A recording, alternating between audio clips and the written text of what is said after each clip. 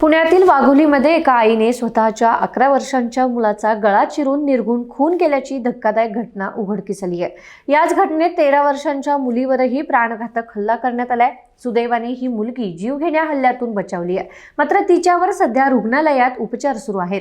ही भीषण घटना वाघोली येथील बाईफ रोड परिसरात घडली आहे। वाघोलीतील बाईफ रोड परिसरात वास्तव्यास असलेल्या सोनी संतोष जायभाई या महिलेनं हे कृत्य केल्याची प्राथमिक माहिती पोलिसांकडून देण्यात आली आहे। या घटनेत 11 वर्षांचा साईराज संतोष जायभाई याचा जागीच मृत्यू झालाय, तर त्याची बहीण 13 वर्षांची धनश्री संतोष जायभाई गंभीर जखमी झाली आहे।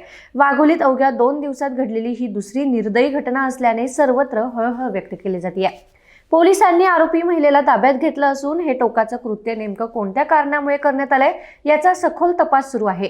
कौटुंबिक वाद, मानसिक तणाव की अन्य काही कारण याचा शोध मात्र पोलीस घेत आहेत। वाघोलीच्या एका या सोसायटीमध्ये एक महिला तिच्या 2 मुलासह राहत होती।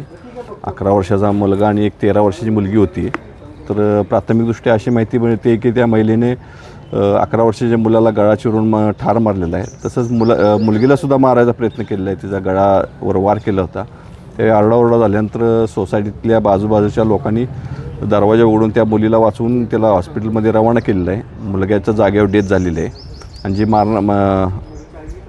खून करणारी महिला जी आहे ती आपण ताब्यात घेतलेली आहे। अधिक तपास चालू आहे। खून करण्याचं कारण काही कळालं का? अजून तपास चालू आहे। काय कौटुंबिक ताण वगैरे काय होता का याबाबत अधिक तपास आम्ही साक्षीदारांच्याकडे चौकशी करून करत आहोत।